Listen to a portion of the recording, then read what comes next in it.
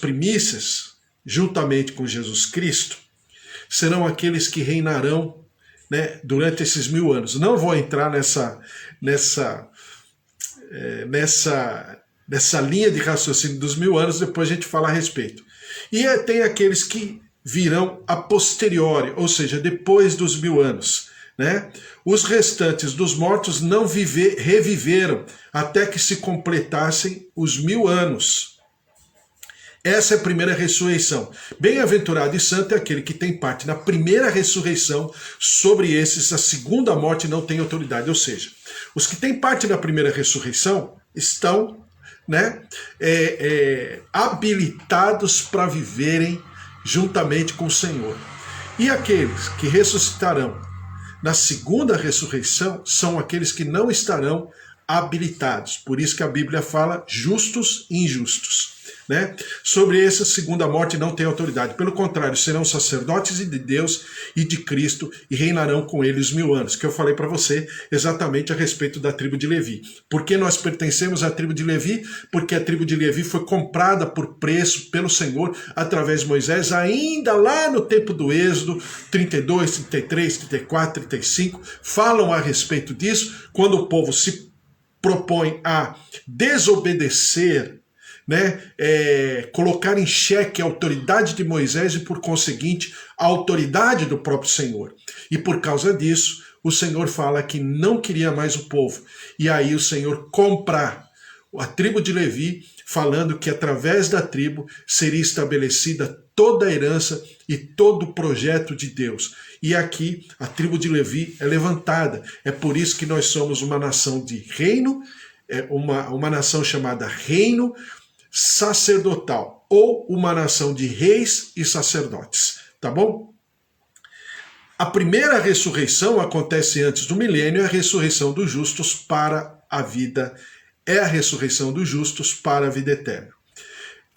Agora, essa ressurreição, ela é um ato contínuo em 3 etapas. Por quê?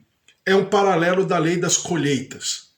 Eu quero dizer o que significa a lei das colheitas. Vamos lembrar, eu vou ler daqui a pouco o livro de Levítico, mas só para você saber o que é a lei. Bom dia, Thaís, Deus abençoe. Estamos orando pelo Márcio todos os dias e continuamos orando hoje pela restauração e completa, né, saúde do Márcio em nome de Jesus. Então, o que é a lei da colheita? A lei da colheita era feita em, vamos chamar assim, 3 etapas, tá? Primeiro, a colheita está boa. O que o agricultor fazia? O agricultor vinha e pegava a colheita, por exemplo, de trigo, ele abraçava um feixe.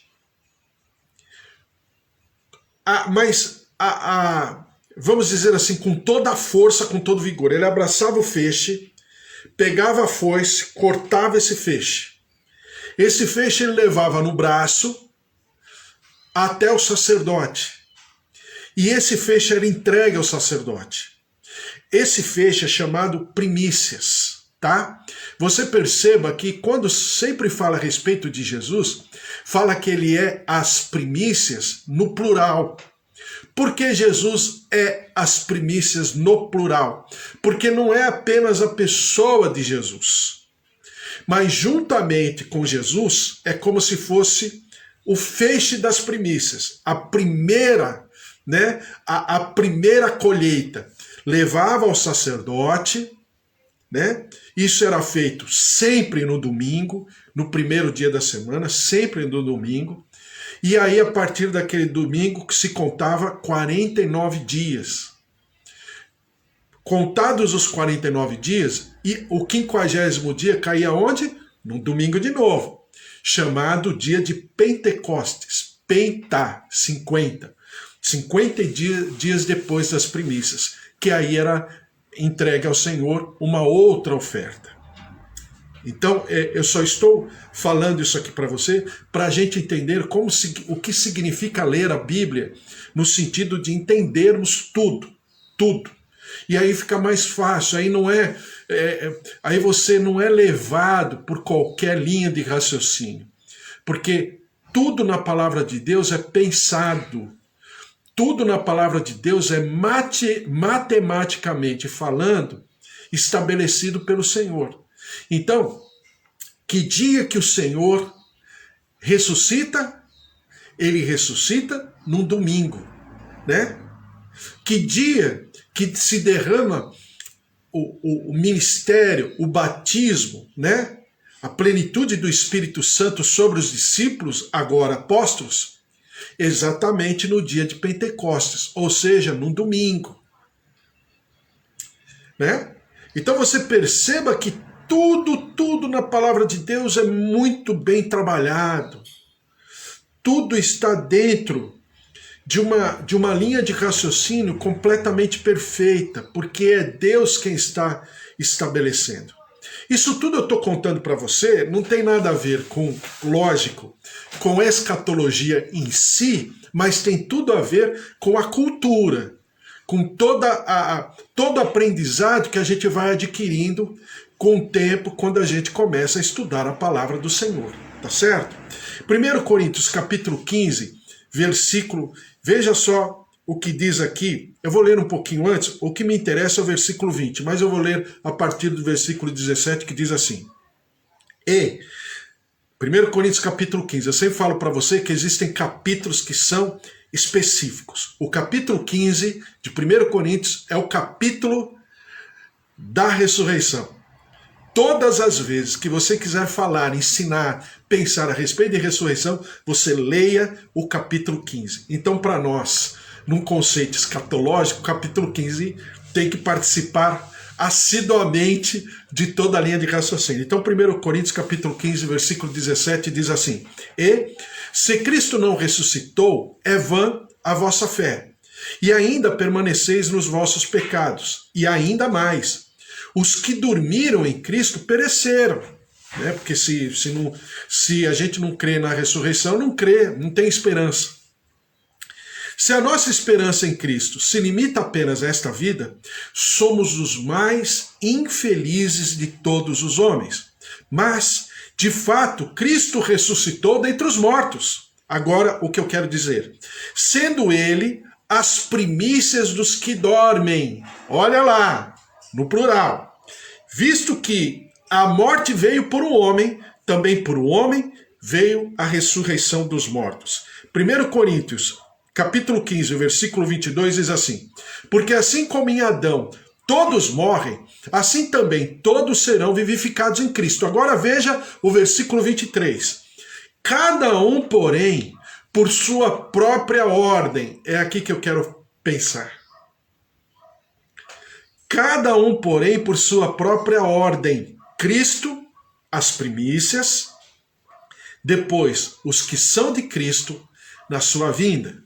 E então virá o fim, quando ele entregar o reino ao Deus e Pai, quando houver destruído todo o principado, bem como toda a potestade e poder. Porque convém que ele reine até que haja posto todos os inimigos debaixo dos pés.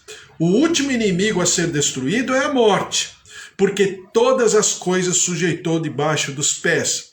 E quando diz que todas as coisas lhe estão sujeitas, certamente exclui aquele que tudo lhe subordinou. Claro, o próprio Deus e Pai. Quando, porém, todas as coisas lhe estiverem sujeitas, então o próprio Filho também se sujeitará àquele que todas as coisas lhe sujeitou, para que Deus seja tudo em todos. Bom, primeira coisa sempre, a relação de Deus para conosco é a relação de proprietário e propriedade. Tá? Sempre é essa lógica. Então você sempre tem que colocar como pano de fundo em tudo que você pensar na Bíblia é proprietário e propriedade. Você vai estudar os 10 mandamentos? Propriedade, proprietário e propriedade. Você vai falar sobre casamento? Proprietário e propriedade. Você vai falar de educação de filhos? Proprietário e propriedade. Você vai falar de relação de igreja? proprietário e propriedade. Sempre assim, tá? Porque quando você enxerga dessa maneira, fica fácil de entender a linha de raciocínio bíblica, tá? Voltando ao texto. Por que primícias? É aquilo que vem primeiro, é a primeira colheita, é no plural. E por que cada um na sua ordem? Voltando ao versículo 23, que aqui eu quero parar por hoje. Cada um, porém, por sua própria ordem. Por que por sua própria ordem? A gente aprende, quando a gente estuda, por exemplo, guerra, batalhas, né, pelotões, né, grupos de soldados, você percebe que existem nomenclaturas. E uma das nomenclaturas que vem principalmente do italiano, que claro que vem do latim e que claro vem do exército romano, você percebe que, por exemplo, eles chamam de esquadra, né? Principalmente na linha de raciocínio do marítimo, né? Então, primeira esquadra, segunda esquadra, terceira esquadra. Naquela época era primeiro, segundo e terceiro, né? Que eram chamados, a gente até lê na Bíblia, centuriões. Eram grupos de 100 soldados. Centurião é líder de 100 soldados. Não era 100 soldados matematicamente falando, mas esse era o significado, que ele era, vamos dizer assim, comandante de uma esquadra. Então, quando você vai para a linha da Marinha, por exemplo, italiana e brasileira, e todos parece que no mundo inteiro se utilizam da mesma nomenclatura, então você tem o almirante, você tem o vice-almirante e você tem o contra-almirante. O almirante, ele é líder de toda a esquadra, mas ele vem primeiro, junto com seu conjunto de navios, né? Tem uma guerra, então ele vem primeiro. Ele seria chamado aquilo que o exército chama de infantaria. Ele vem em primeiro lugar. Então ele vai para o front. Depois você tem o vice-almirante, aquele do meio, que ele comanda uma outra esquadra. Mas ele está, né? Ele é menor do que o almirante, mas ele também é vice-almirante, ele também é comandante. E depois você tem na terceira esquadra, né, que vem no final, que eles chamam a esquadra de apoio e ao mesmo tempo a esquadra das costas, né? Você chama de contra-almirante, que também tem uma esquadra. Então você divide, né, os grupos dessa maneira. Quando fala aqui, cada um, porém, por sua própria ordem, no grego significa cada um, porém, segundo a sua organização, conforme a sua equipe que foi organizada anteriormente. Qual é? As equipes que ressuscitarão, ou os grupos que ressuscitarão. Então diz aqui no versículo 23, cada um, porém, por sua própria ordem. Cristo, as primícias, depois os que são de Cristo na sua vinda. Então você percebe que dentro da própria ressurreição tem assim, vamos dizer assim, pequenos grupos dentro do mesmo grupo, que é o grupo de Cristo, daqueles que ressuscitarão para a vida. Aí você vai falar, mas por que você está falando por tanto detalhe? Porque a Bíblia fala de detalhe, eu também estou falando para você. A minha linha de raciocínio é estudar a Bíblia. Por quê? Porque eu alimento a minha fé e espero que você esteja sendo alimentado na tua fé. Nós cremos na ressurreição? Com certeza. Nós cremos em Jesus Cristo? Com certeza. Mas isso não significa que eu não preciso alimentar a inteligência da minha fé. Então, Mateus capítulo 27, veja a linha de raciocínio como ela é a mesma. Eu sempre falo para você que a Bíblia ela é um texto visionário, ela sempre vai olhar para frente, certo?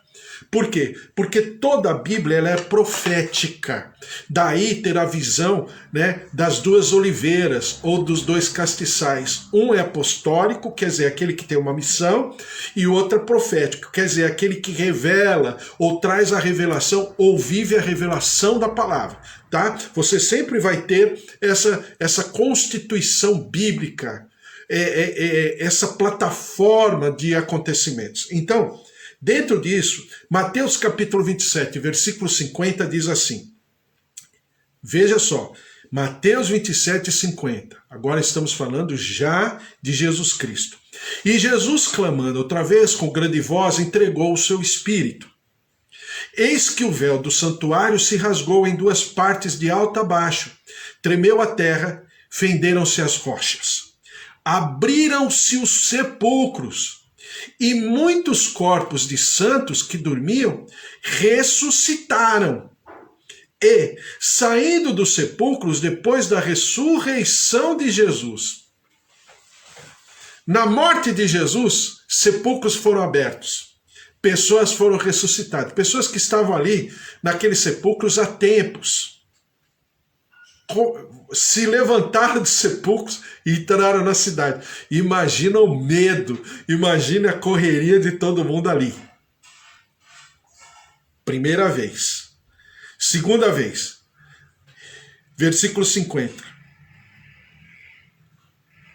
Desculpe, versículo 53. E saindo dos sepulcros depois da ressurreição de Jesus.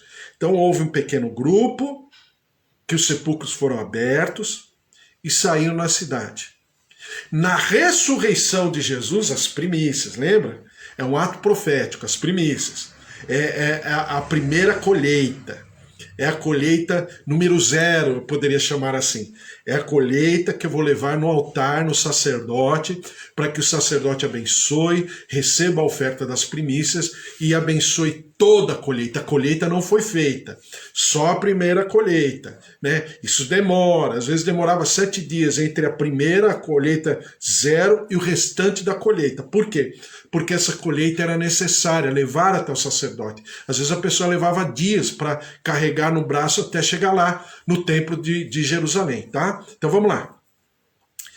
E saindo dos sepulcros depois da ressurreição de Jesus, entraram na cidade santa e apareceram a muitos. Então você tem um pequeno grupo, logo quando Jesus morre, e o segundo grupo, logo quando Jesus ressuscita. Então Jesus não ressuscitou sozinho. Obviamente essas pessoas ressuscitaram por algum tempo, depois vieram a morrer de novo. Jesus não. Jesus ressuscita com o corpo glorificado, incorruptível. Depois a gente vai entrar nessa seara aí. Como vai ser o nosso corpo, como nós seremos, como nós teremos a consistência, será espiritual, será física, como será. Mas isso será depois.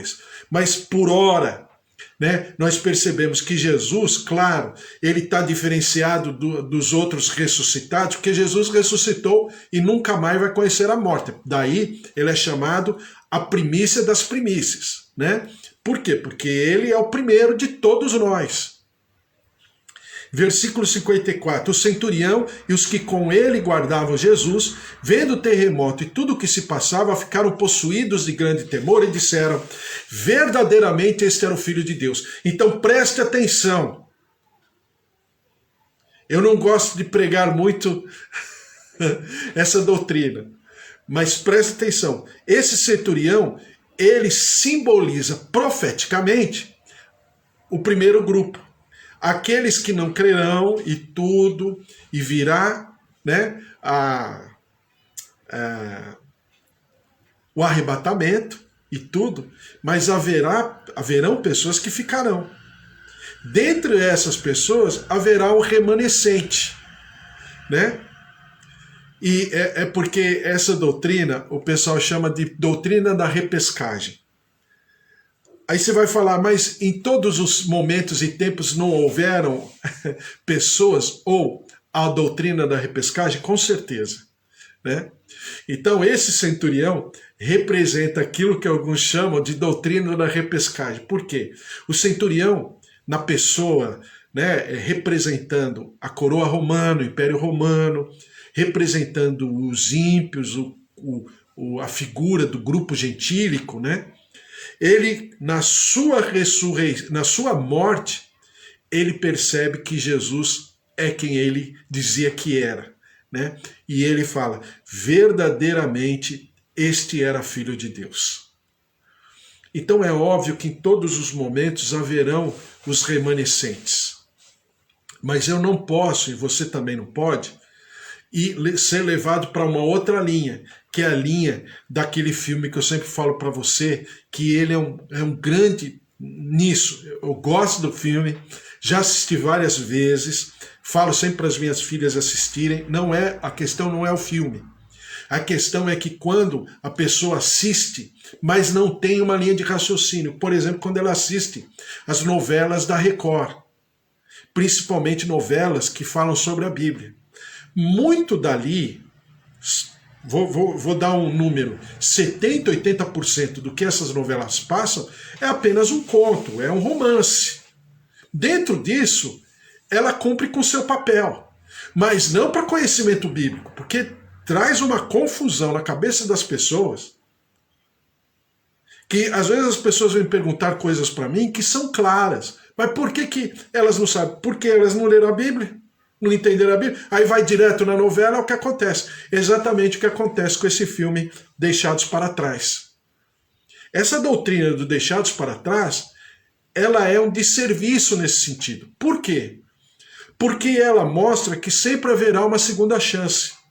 E a Bíblia fala, por exemplo, na parábola das 10 virgens, que não haverá uma segunda chance. Ah, mas e o remanescente? Claro, vai haver, sempre haverá. Porque o Espírito Santo sempre vai agir. Claro, porque a misericórdia do Senhor sempre vai se manifestar. Mas não é o plano original. Não é o plano inicial. Não é o plano perfeito, bom e agradável que é a vontade do Senhor. Então, é exatamente assim que a gente tem que ir vendo cada situação e conforme a gente está andando e montando as peças do quebra-cabeças. 1 Coríntios capítulo 15, versículo 16, já lemos, eu vou ler de novo, diz assim, porque se os mortos não ressuscitam, também Cristo não ressuscitou. E se Cristo não ressuscitou, é vã a vossa fé. E ainda permaneceis nos vossos pecados. E ainda mais, os que dormiram em Cristo pereceram. Se a nossa esperança em Cristo se limita apenas a esta vida, que é a igreja, que eu falo sempre para você, que é uma igreja rasa, uma igreja superficial, uma igreja inconsequente, que não é forte. Basta vir qualquer situação de tribulação e esse povo derrete. Por quê? Porque não é uma igreja consistente. Porque ela só crê nas coisas circunstanciais. Ela não tem a esperança de uma fé realmente que transpõe todos os problemas e as dificuldades e alcançam a eternidade, e alcançam a ressurreição, e alcançam a esperança na plenitude do Senhor na nossa vida e a nossa plenitude nele, né? E ainda mais os que dormiram em Cristo pereceram. Se a nossa esperança em Cristo se limita apenas a esta vida, somos os mais infelizes de todos os homens. Versículo 20. Mas de fato, Cristo ressuscitou dentre os mortos, sendo ele as primícias dos que dormem. Então, existe ressurreição e nós, em nome de Jesus, ressuscitaremos com ele. Versículo 23 diz, cada um, porém, por sua própria ordem. Cristo, as primícias, depois os que são de Cristo na sua vida. Tá certo? Glória a Deus, estamos falando sobre escatologia e agora falando sobre a ressurreição dos mortos. A palavra de Deus é maravilhosa e eu vou ficar aqui, né, com aquilo que diz 1 Tessalonicenses, capítulo 4, versículo 13. Não queremos, porém, irmãos, que sejais ignorantes com respeito aos que dormem, para não vos entristecerdes como os demais, que não têm esperança. Pois se cremos que Jesus morreu e ressuscitou, assim também Deus, mediante Jesus, trará em sua companhia os que dormem. Olha lá, a vinda do Senhor Jesus, agora depois do arrebatamento, a vinda do Senhor Jesus ele vindo, né, para cumprir com o seu reinado, com aquilo que as pessoas chamam de guerra do Armagedon, né? Ele vem com aqueles que dormem, né? Em sua companhia os que dormem. Ora, ainda vos declaramos por palavra do Senhor, isto é, nós os vivos, os que ficarmos até a vinda do Senhor, de modo algum precederemos os que dormem.